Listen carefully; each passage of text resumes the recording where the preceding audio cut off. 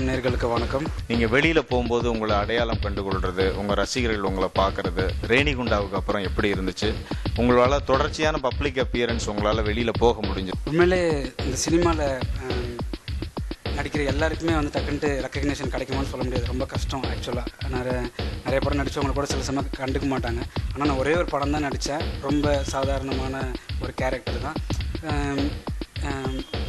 கிளைமேக்ஸில் ஒரு நல்ல ஃபைட் அப்படி இப்படின்னு ஒரு பெரிய இதாக இருந்தாலும் ரொம்ப ஒரு நார்மலான ஒரு கேரக்டர், ஒரு சிம்பிளான இன்னசென்ட்டான நம்ம தமிழ்நாட்டில் இருக்கிற ஒரு பையன் அப்படின்ற மாதிரி ஒரு சாதாரண கேரக்டர் தான். அதுக்கே எனக்கு உண்மையிலே ரொம்ப நல்ல ரெஸ்பான்ஸ் கிடச்சிது.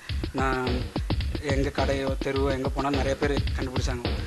நிறைய யங்ஸ்டர்ஸ் டக்குன்னு கண்டுபிடிக்கிறாங்க.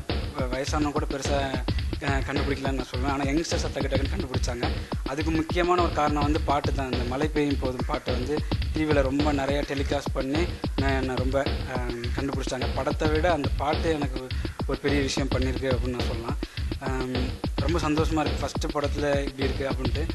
இப்போ செகண்ட் படத்தில் அதை விட இன்னும் நல்லா இருக்குது. இதுக்கு என்ன ரெஸ்பான்ஸ் கிடைக்கும் அப்படின்ட்டு நான் ரொம்ப அவ்வளோ வெயிட் பண்ணிட்டு இருக்கேன்.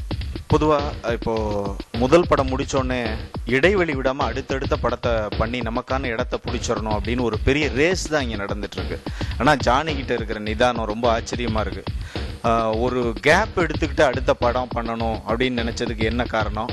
இதை விட முக்கியமான விஷயம், அதே இயக்குனரை நம்பி மறுபடியும் ட்ராவல் பண்ணுறது. அந்த இயக்குனரும் கூட சரி இவரை தான் நாம் அறிமுகப்படுத்திட்டோமே, மறுபடியும் இவரை வச்சு ட்ராவல் பண்ணணுமான்னு நினச்சி போயிருக்கலாம். எப்படி இந்த கூட்டணி மறுபடியும் சாத்தியமாச்சு?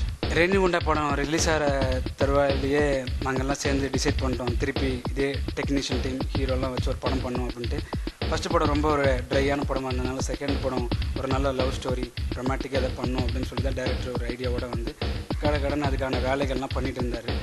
பட் ஆனால் அவருக்கு அது ரொம்ப ஒரு சாதாரணமாக பட்டது.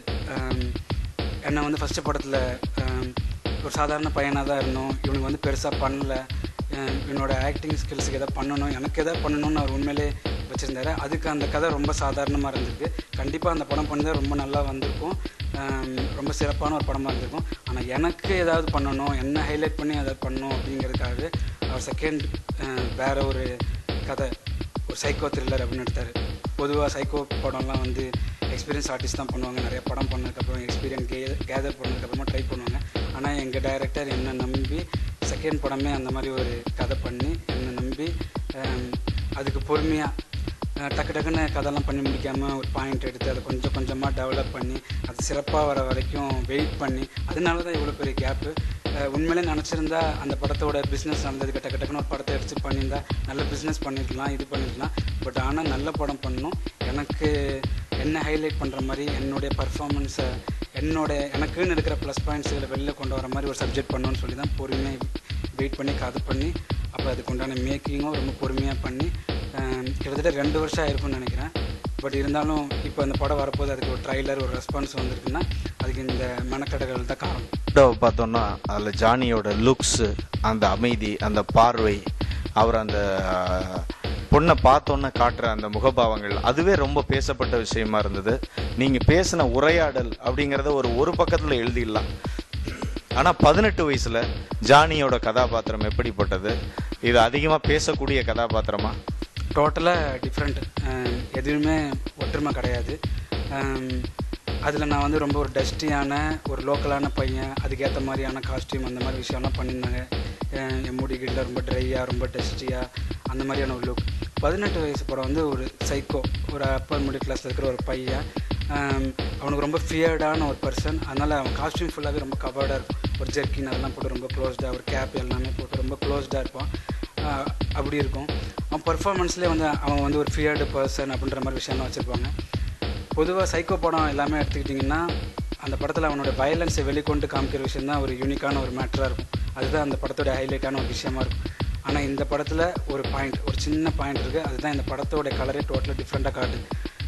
அவன் வயலன்ஸ் எப்படி வெளிக்காட்டுறான், அவனோட ஆக்ஷன் எப்படி வெளிக்காட்டுறான் அப்படின்னா, அவன் ரொம்ப ஸ்ட்ரெஸ்ஸாக இருக்கும்போது அவன் என்ன அனிமலை பார்க்குறானோ அந்த அனிமலோட விஷயத்தை உள்வாங்கி அந்த பாடி லாங்குவேஜில் அவனோட வயலன்ஸை வெளிக்காட்டுவான் அப்படிங்கிற மாதிரி பண்ணியிருக்காங்க. அதான் இந்த படத்தோட ஹைலைட்டான அந்த ஒரு பாயிண்ட். இந்த படத்தோட மொத்த விஷயமே வேறு மாதிரி ஒரு கேட்டகரி கொண்டு போயிருக்கு. என்னோடய பர்ஃபார்மன்ஸுக்கு மிகப்பெரிய ஸ்கோப்பை அந்த ஒரு பாயிண்ட் தந்திருக்கு.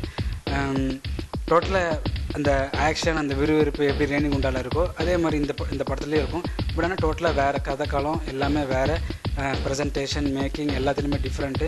சினிமாட்டோகிராஃபர் வைஸும் பார்த்திங்கனாவும் அது வேறு மாதிரியான ஒரு விஷுவல் ட்ரீட், இது வேறு மாதிரி ஒரு விஷுவல் ட்ரீட். இந்த படம் பார்க்கும்போது அது உங்களுக்கே ஃபீல் ஆகும். ரேணிகுண்டால உங்களுடைய நடிப்பு திறனை வந்து இயக்குனர் பன்னீர்செல்வம் வெளியே கொண்டு வந்திருந்தாரு. ஆனால் 18 வயசுக்கு ஒரு சைக்கோ த்ரில்லர் அப்படிங்கிற போது உங்கள்கிட்ட எவ்வளவு அவுட்புட் இருக்கோ அவ்வளவையும் எடுத்தால் தான் வந்து நிச்சயமாக அந்த படம் மிகச்சிறப்பான ஒரு படமாக வந்திருக்க முடியும். எவ்வளவு எஃபோர்ட் போட்டார் உங்கள் இயக்குனர் செட்டில் வந்து பன்னீர்செல்வம் சார் எப்படி அப்படிங்கிற விஷயத்த சொல்லு.